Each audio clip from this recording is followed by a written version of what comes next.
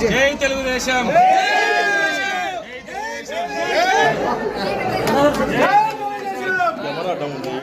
కడప జిల్లా విషయానికి వస్తే 7 మంది శాసనసభ్యులు ఈ పార్లమెంట్ సభ్యుడు కూడా ఈ వారి వారి నియోజకవర్గాల అభివృద్ధి చేయడంలో కానీ పూర్తిగా విఫలమైనారు.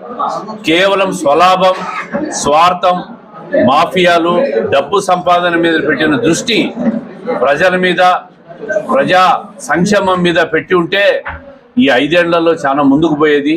ఎన్నో ఆశలతో 7 మంది శాసనసభ్యులను, పార్లమెంట్ సభ్యులను ఎన్నుకున్నారు. ఇదే నేరం కింద ప్రజలకే కనపడకుండా పోయినాడు అవినాష్ రెడ్డి గారు. ఆయన ఎక్కడున్నాడో కడప నియోజకవర్గ ప్రజలకు ఎవరికి తెలియదు. ఇంకా ఈ శాసనసభ్యుల మాటకు వస్తే వీళ్ళు పూర్తిగా అవినీతిమయం, ఇసుక మాఫియా, మట్టి మాఫియా, భూ మాఫియా, లిక్కర్ మాఫియా, చివరకు పక్క రాష్ట్రాల్లో తక్కువ ధరకు దొరికే డీజిల్ను కూడా ఈ రాష్ట్రాలకు తెచ్చి విక్రయించి డీజిల్ మాఫియాకు కూడా ఒడిగట్టిన ఎమ్మెల్యేలను కూడా చూస్తూ ఉన్నాం. ఇటువంటి వాళ్ళకి ఓటేసేది మీరని చెప్పి మేము ప్రజలను అడుగుతున్నాం.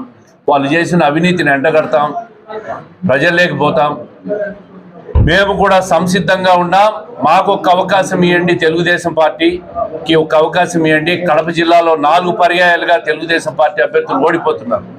మరి కాంగ్రెస్ కానీ వైఎస్ఆర్ కాంగ్రెస్ ఎమ్మెల్యేలు గెలిచి వాళ్ళు సాధించింది ఏందని చెప్పి మేము ప్రజలకు వివరిస్తాం. వాళ్ళు ఏమీ చేయలేదు.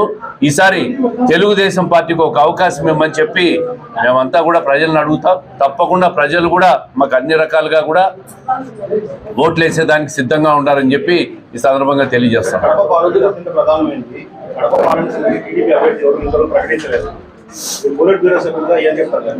2 సంవత్సరాల కిందటే చంద్రబాబు నాయుడు గారు నన్ను అభ్యర్థిగా ప్రకటించారు కదా. ఇంకా మళ్ళా దాంట్లో కొత్తదనం ఏముంది?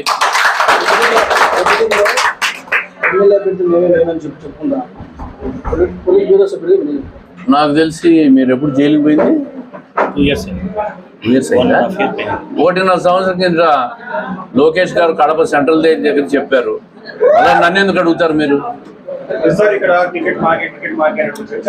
ఇప్పుడు ఒక విషయం, సరే ఒక విషయం లోకేష్ గారు చెప్పిన తర్వాత నేను దాని మీద మాట్లాడడం కూడా కరెక్ట్గా ఉండదు. ఆయన కడప జైలు దగ్గర విషయం చెప్పాడు.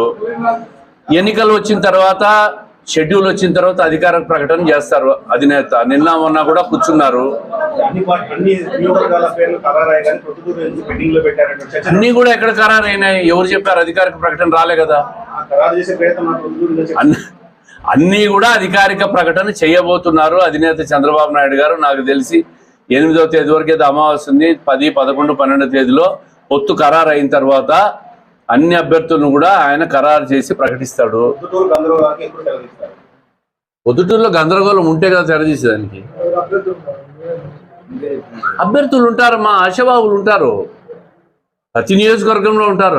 కడప జిల్లాలో అన్ని నియోజకవర్గాల్లో కూడా పార్టీ గాలి పెరుగుతున్న కొద్దీ అభ్యర్థుల్లో కూడా ఆశావాహులు పెరుగుతూ ఉంటారు, ఆశ పెరుగుతూ ఉంటుంది. అందరూ ప్రయత్నాలు చేస్తుంటారు, దాంట్లో తప్పేముంది? తప్పేం లేదు. వాళ్ళందరూ ఆశావాహులుగా ఉండడంలో తప్పు లేదు, ఆశించడంలో తప్పు లేదు. ఒకరికే కదా వచ్చేది. అది లోకేష్ గారు సెంట్రల్ జైలు దగ్గర చెప్పినారు. దాని తర్వాత దాని మీద నేను మాట్లాడడం కూడా కరెక్ట్ కాదు. ఆయన క్లారిటీ ఇచ్చినాడు. అధికారిక ప్రకటన వస్తే మీకే తెలుస్తుంది.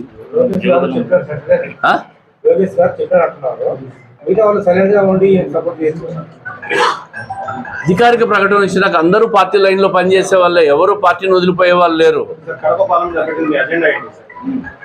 నేను ఒకటే చెప్తా ఉండా, 40 సంవత్సరాల నుంచి కూడా వైఎస్ కుటుంబం, రాజశేఖర రెడ్డి గారు కానీ, వివేకానంద రెడ్డి గారు కానీ, జగన్మోహన్ రెడ్డి గారు కానీ, ఇప్పుడు అవినాష్ రెడ్డి గారు కానీ వాళ్ళని ఎన్నుకుంటా ఉన్నారు.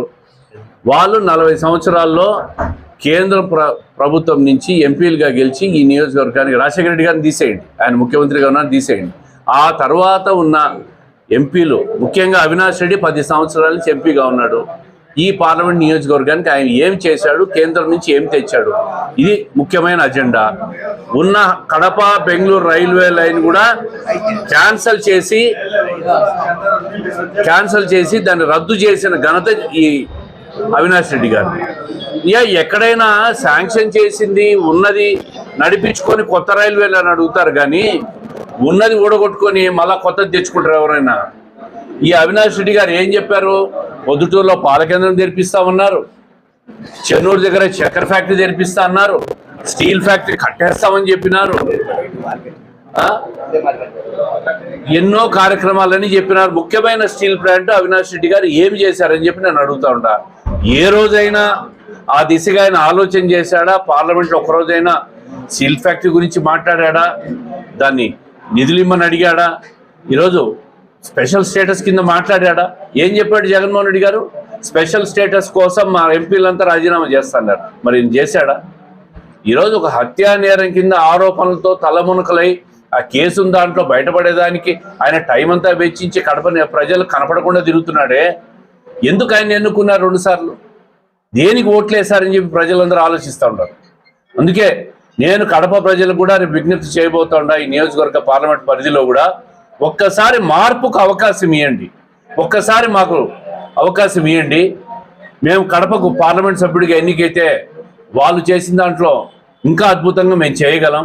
పార్లమెంట్లో కడప నియోజకవర్గ సమస్యల గురించి ప్రస్తావించగలం. కేంద్ర ప్రభుత్వం నుంచి నిధులు రాబట్టేదానికి ప్రతిరోజు ప్రయత్నం చేస్తాము.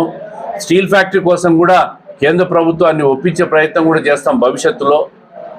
మా రాష్ట్రంలో ఎంపీలు అవసరం ఉంటే తప్పకుండా వాళ్ళు కూడా దిగొస్తారు. రైల్వే లైన్లు రావాలా, నేషనల్ హైవేలు రావాలా, కేంద్ర ప్రభుత్వ ఆధీనంలో ఉండే సంస్థలన్నీ పక్క జిల్లాలకు పోతున్నాయి.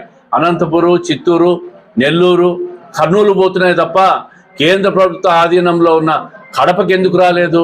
మొన్న జరిగిన నేషనల్ ఇన్స్టిట్యూట్ ఆఫ్ మన అనంతపురంలో జరిగిన పెద్ద డిఫెన్స్ అకాడమీది, జ్యుడిషియల్ అకాడమీ కార్యాలయాలన్నీ కూడా పాలసముద్రం దగ్గర ఏర్పాటు చేశారు. కడపలో ఎయిర్పోర్ట్ ఉంది, రైల్వే లైన్లు ఉన్నాయి, నేషనల్ హైవేలు ఉన్నాయి. కడపలో ఏర్పాటుకు వీళ్ళు ఎందుకు అడగలేదు అని చెప్పి నేను అడుగుతా ఉన్నాను. కడపలో ఏర్పాటు అయింటే ప్రత్యక్షంగా పరోక్షంగా ఎన్నో రకాల మంది బతికే వాళ్ళు కదా దాని మీద. దానికోసం ఈ అవినాష్ రెడ్డి గారు ఏమన్నా అడిగా